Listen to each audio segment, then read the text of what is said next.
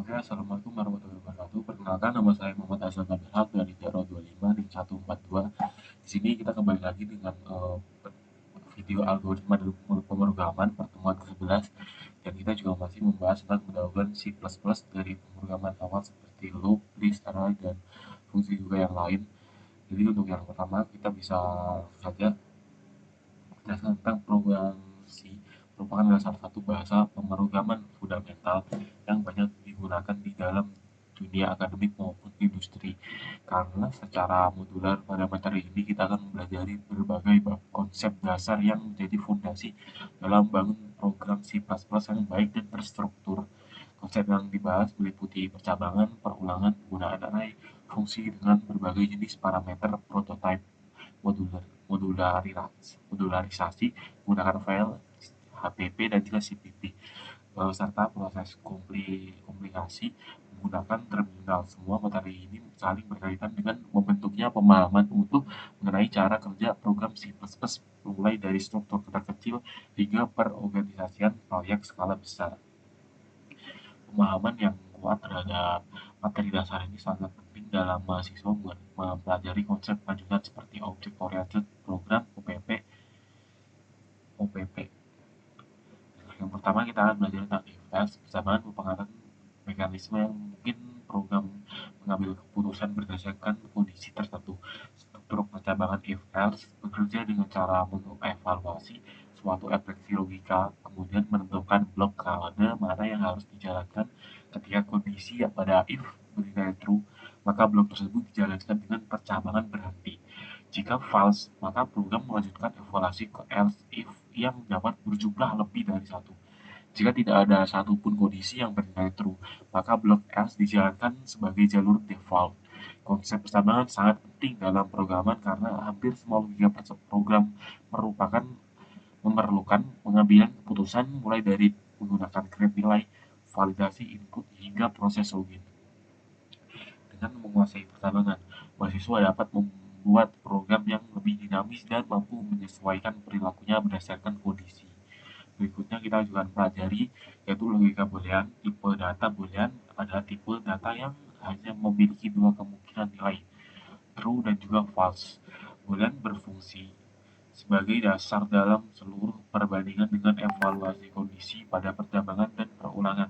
Dalam implementasinya C++, Boolean sering digunakan pada ekspresi relasional, misal terbuka juga sama dengan, maupun pada operasi logika.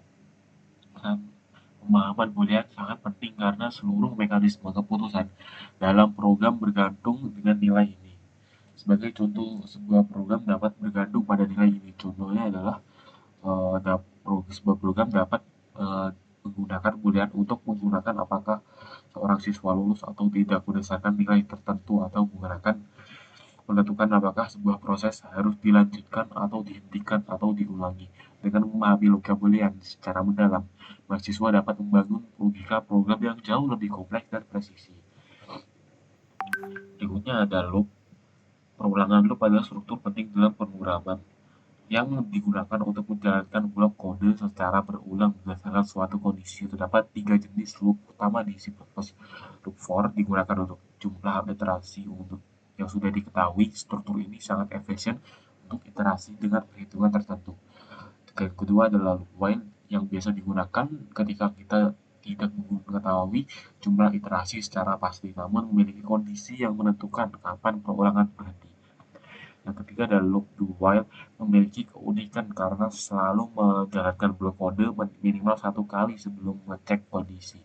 Perulangan sangat berguna pada proses seperti perhitungan matematik berulang, pemesan data, hingga navigasi array. Dengan memahami ketiga jenis loop ini, mahasiswa dapat memilih struktur perulangan yang tepat sesuai dengan kebutuhan program. Yang berikutnya adalah array, suatu struktur data yang berfungsi untuk menyimpan banyak nilai dalam satu variabel dengan tipe data yang sama. Jadi iterasinya array digunakan dengan menggunakan loop agar setiap elemen dapat diproses satu persatu dalam bahasa C++.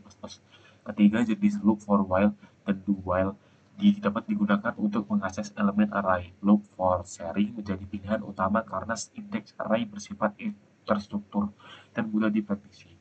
Literasi array sangat penting dalam berbagai aplikasi seperti pengulang data, perhitungan statistik, pencarian nilai tertentu, atau sekedar menampilkan isi array.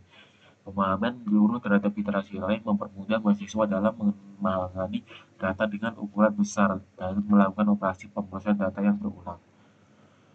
Berikutnya kita akan coba beberapa latihan program. Salah satu ada tabel perkalian. Jadi tabel perkalian itu contoh ideal untuk mempelajari next loop atau perulangan bersarang.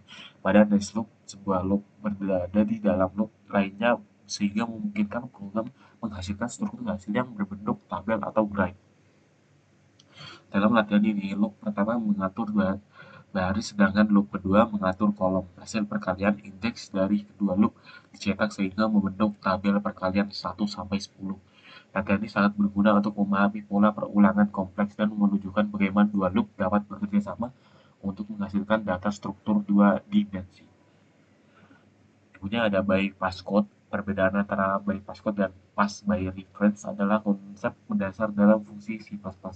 Pada pass by copy, nilai parameter disalin dan dikirim ke fungsi. Artinya perubahan dalam fungsi tidak akan mempengaruhi variabel asli. Sebaliknya pada pass by reference, fungsi menerima alamat memori variabel asli menggunakan tanda atau sehingga setiap perubahan ini dalam fungsi akan langsung mempengaruhi variabel sebenarnya. Konsep itu sangat penting, terutama ketika kita ingin menghemat memori atau ingin sesuatu fungsi yang benar-benar mengubah data utama.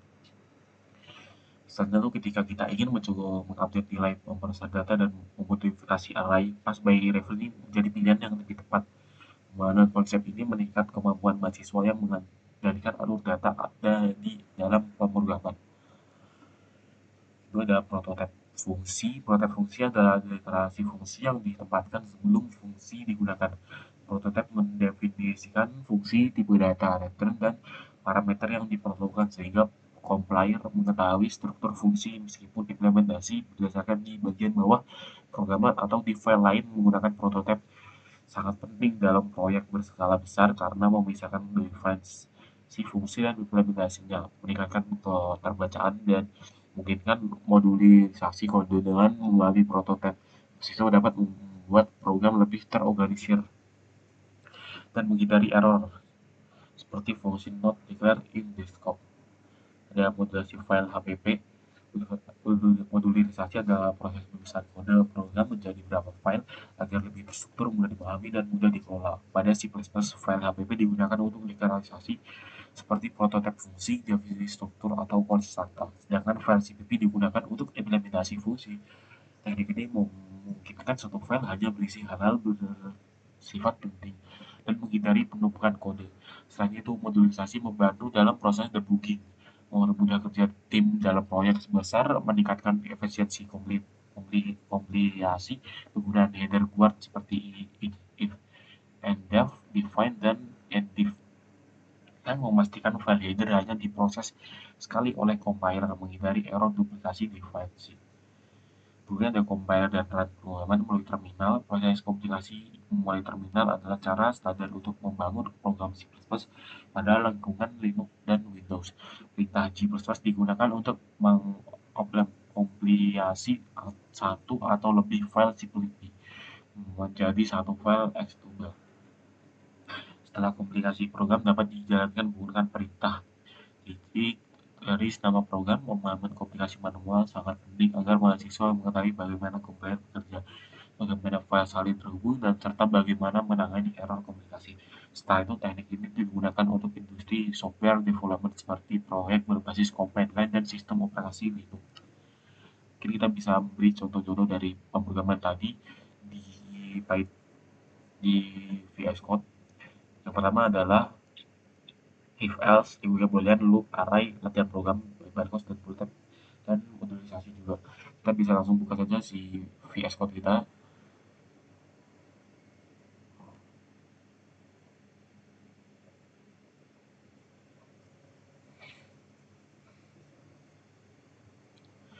Nah, di sini kita akan mempelajari yaitu yang pertama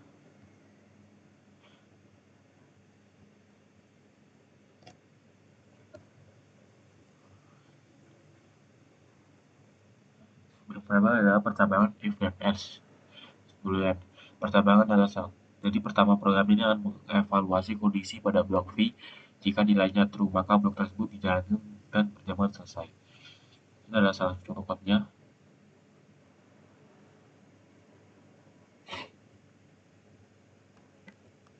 Nah, di sini ada pertambangan uh, if, else, dan juga tambah boolean.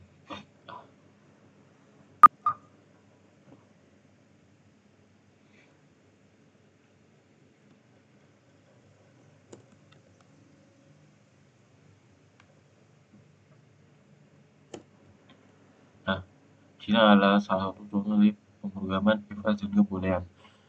Di Jika kondisi pada if else, maka pemrogramannya akan mengevaluasi kondisi pada else if. Kita bisa mulai banyak if, else if. Jika semua kondisi sebelumnya false, maka kondisi blok else-nya menjadi pilihan paling. Selain itu, kita juga menggunakan boolean tipe bernilai true atau false yang bisa digunakan status tertentu seperti lulus atau tidak lulus. Pada kode ini, variabel boolean lulus akan otomatis bernilai true jika nilai di atas 60. Boolean seperti ini membantu saat kita membuat sistem login, aturan akses, dan juga pemrograman lainnya. Kalau kita coba run,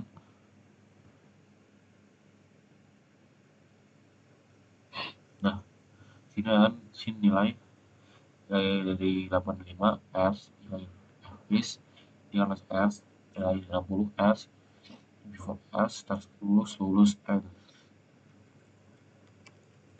Jadi kodenya akan seperti ini.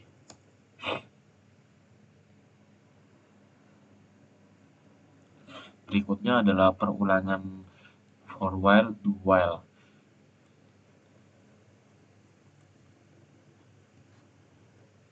Yang pertama adalah for while dulu. Jadi yang pertama adalah ini adalah loop for. Hasil loop ini digunakan ketika kita tahu jumlah perulangannya. Jadi scriptnya itu seperti ini. Terus untuk loop while-nya,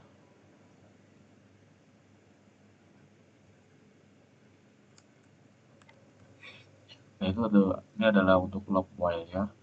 Uh, while ini digunakan ketika jumlah perulangan belum pasti, tetapi tergantung kondisinya. Jadi sebenarnya ini while count while count.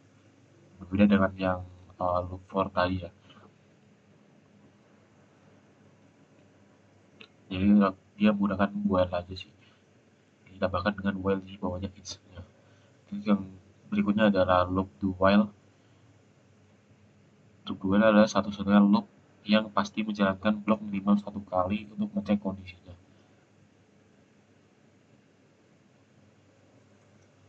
Untuk contoh code-nya, dia akan seperti ini. Ini untuk do while. Yang pertama adalah perulangan satu dari for. Yang kedua adalah while. Yang ketiga adalah do while ke.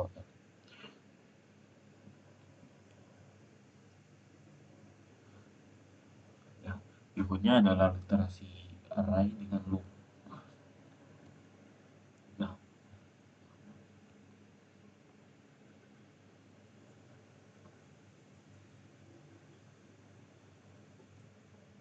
Nah, ini adalah contoh code dari literasi array dengan loop.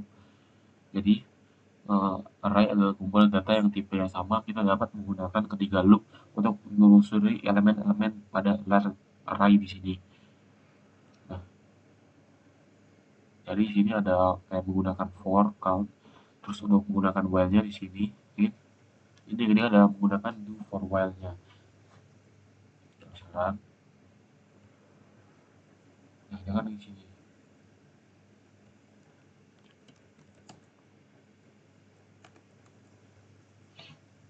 Ini ada salah contohnya. Terus untuk berikutnya adalah kita akan mempelajari latihan pemrograman.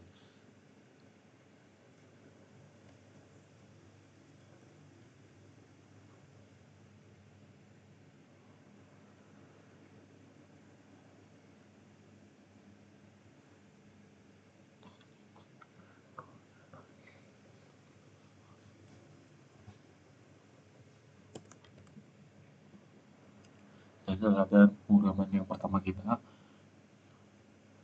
yaitu kita mulai adalah menghitung rata-rata nilai. Ini melatih penggunaan input, loop, dan operasi matematika. Kalau bisa kita run,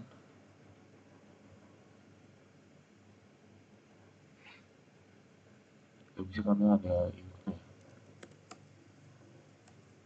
Jangan ya count dari jumlah data in total, dan enggak i plus dan masukkan nilainya di sini. Terus yang kedua adalah latihan tabel perkalian instant loop.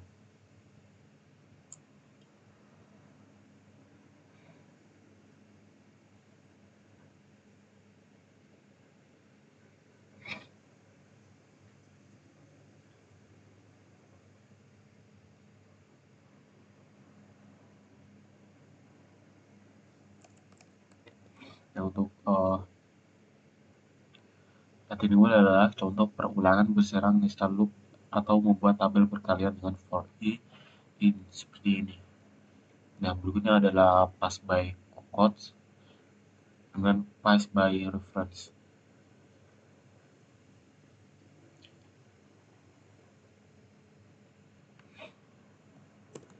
Ini untuk pass by quote dan pass by reference. Jadi, salah satu konsep penting dalam fungsi adalah cara parameter dikirimkan dengan pass by quote dan pass by reference. Untuk pass by quote, nilai dikirim ke fungsi tetapi perubahan di dalam fungsi tidak mempengaruhi variabel asli.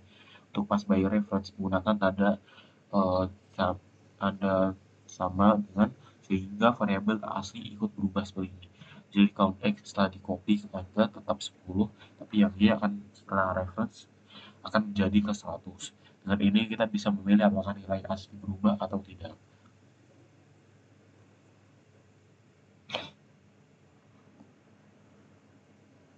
Berikutnya ada fungsi dan prototype.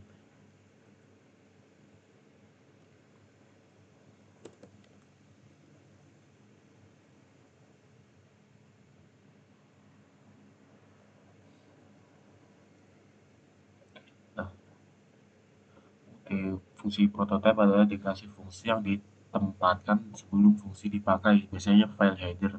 Sebenarnya ada kayak di prototype in kali in a menang in b. Dengan prototype compiler tahu struktur fungsi sebelum menggunakan ini sangat penting untuk program besar. Ini ada file modularisasi, file HPP, CPP. Kita akan memisahkan deklarasi agar program lebih rapi dan mudah dikelola. Jadi yang pertama kita adalah file operasi HPP. Nah, ini untuk file operasi HPP. Kita klik coba. Terus untuk file operasi CPP-nya, bakalan seperti ini.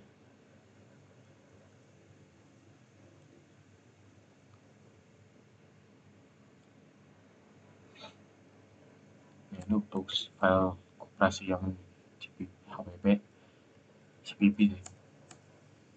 Terus untuk main HPP-nya adalah main CPP.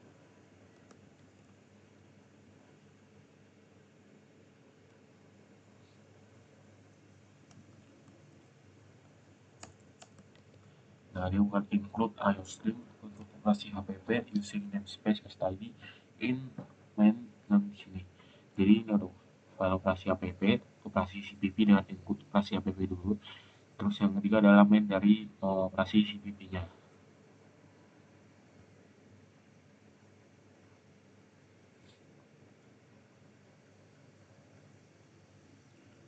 Nah, berikutnya adalah compileran via terminal. Kalau kita compile menggunakan C++ dengan small file, kita bisa menggunakan scriptnya seperti ini.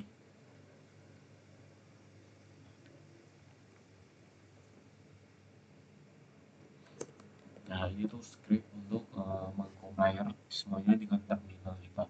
Jadi kalian bisa buka dulu terminal kalian, terus kalian bisa aja langsung salin kode ini ke terminal kalian.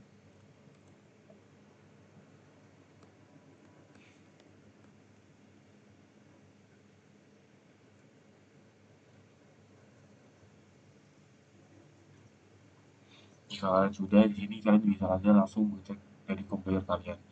Nah,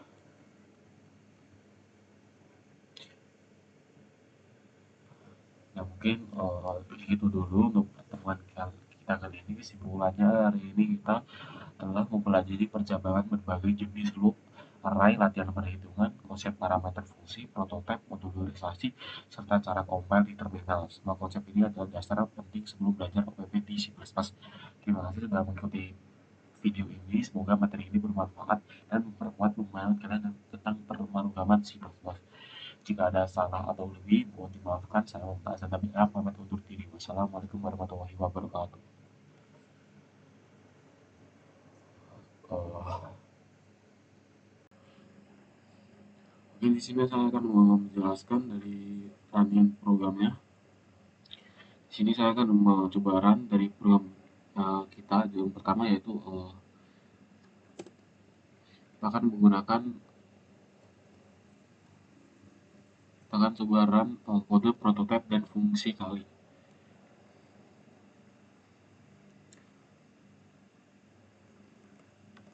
Nah, kita coba bisa run.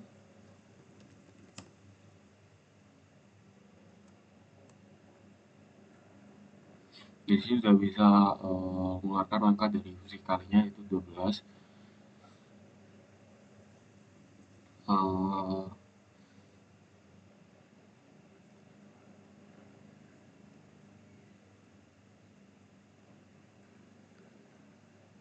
Jika perjalanan langsung core itu 13 yaitu dari perkalian 3 dan 3 dikali 4.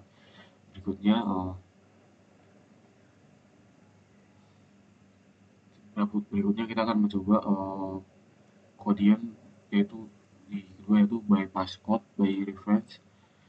Bisa coba ini.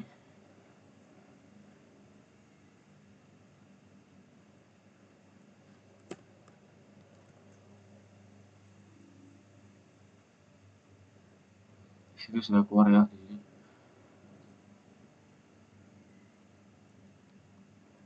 Untuk by passcode, fungsi ubah copy itu menggunakan by passcode copy yang artinya nilai asli tidak berubah karena parameter hanya menilai nilai. Sementara itu ubah ref-nya itu menggunakan tanda ampersand atau by pass reference. Dengan cara ini berubah nilai dan parameter juga mengubah nilai variabel aslinya. Di fungsi main saya membuat dua variabel x dan y yang masing-masing bernilai 10. Saya memanggil fungsi ubah copy untuk variabel x karena itu passing by copy nilai x dengan nilai x tetap 10, lalu saya panggil ubah ref y dan karena ini passing by reference nilai y berubah menjadi 100. Output dari program ini seharusnya menunjukkan sudah memberikan yang jelas yaitu ini. Berikutnya kita bisa coba menjalankan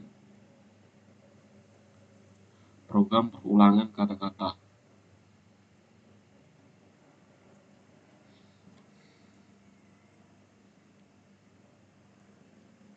Seperti ini.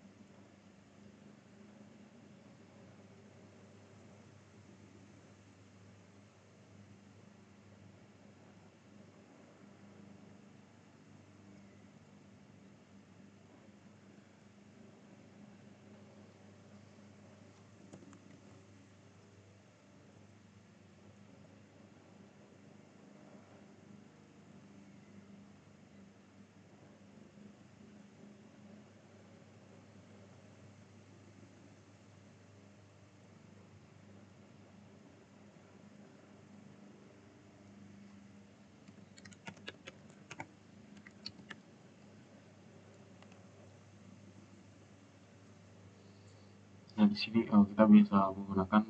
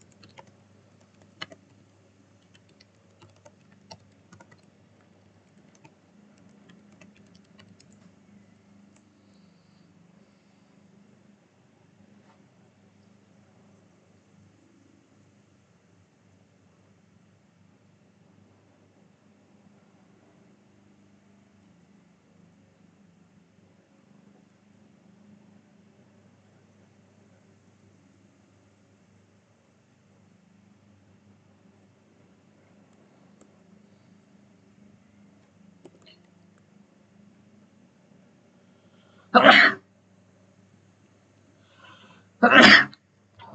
ini ada kode perulangan kata di giliran kan menjelaskan 7 buah kata, 7, nilai 1, 3, 4, 5, 6, 2. Ini berulang dari kata ini.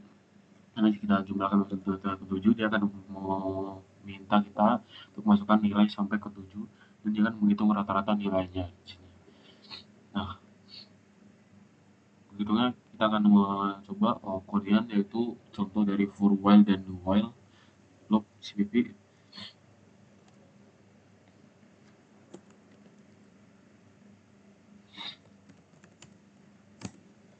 Nah, kita bisa coba run. Nah, dia akan berulang dari perulangan 1, dari 1 sampai ke 5. Terus yang ini while dia akan mengulang sampai ke 5 juga, di idle-nya 5, dan each